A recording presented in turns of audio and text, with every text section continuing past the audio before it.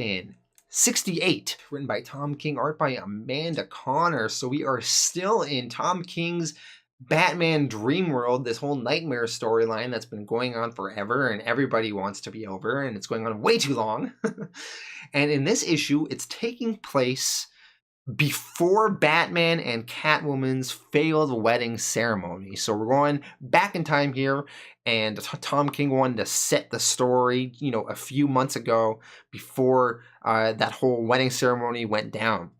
And we have Lois and Selina Kyle, and they are having a bachelorette party in a way, and they are hanging out in the Fortress of Solitude. They are drinking various wines.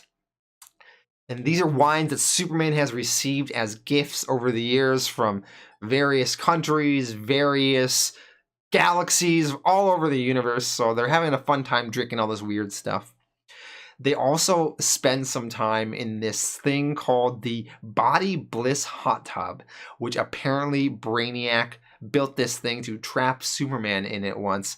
It's like this hot tub that when you get in, you just feel so good, you'll never want to leave. So I guess Brainiac was hoping that Superman would get in this hot tub and just be stuck there forever because it'd be so orgasmic, he would just never get out of it. I don't know. It's kind of a funny concept, I guess.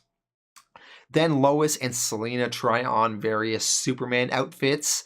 And I guess Superman has these cyborg Superman butlers or something. And they're just there and hanging out and assisting with whatever Lois and Selina want. And I guess they start stripping maybe for their amusement or something. I don't know. Overall, though, I liked this portion of the comic and thought it was pretty fun. However, if this is a dream of Batman, why are we getting so much story from Lois and Selina's perspective? How would Bruce Wayne even know that this was happening? Moving on, though, Clark and Bruce are having their sort of bachelor party, and it's super awkward. Clark is written as if he's like this socially awkward farm boy still who's very intimidated by the wealth of Bruce Wayne.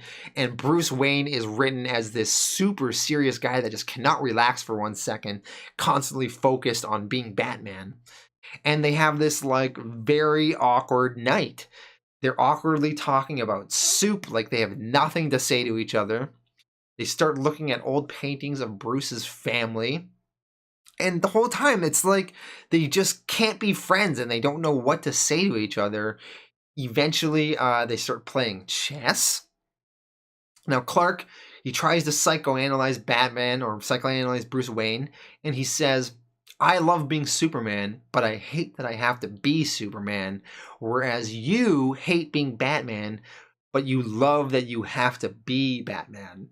And I guess this is somewhat interesting. I guess there's some somewhat truth to this characterization, but I don't know. Eventually, Lois and Selina and Bruce and Clark all come back together after their whole separate parties, and they sort of are all friends and reminiscing about this whole moment. And this issue ends where Batman is on this table being pumped full of drugs to keep him docile. So that is what is happening in the real world and not in this whole dream world he is stuck in.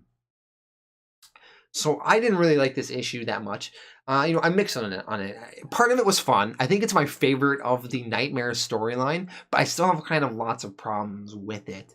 I feel that Clark and Bruce's characterization was not what I really want. I don't want Bruce and Clark to be so awkward with one another, and I just don't buy into the way Tom King was writing both of them.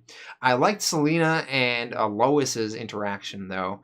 But I still feel that while this issue did have a couple of fun moments here, we don't need this nightmare storyline to go on. Like, it feels like Tom King is just kind of wasting time. It's just like, let's get on with it. Let's get on with the real story, man.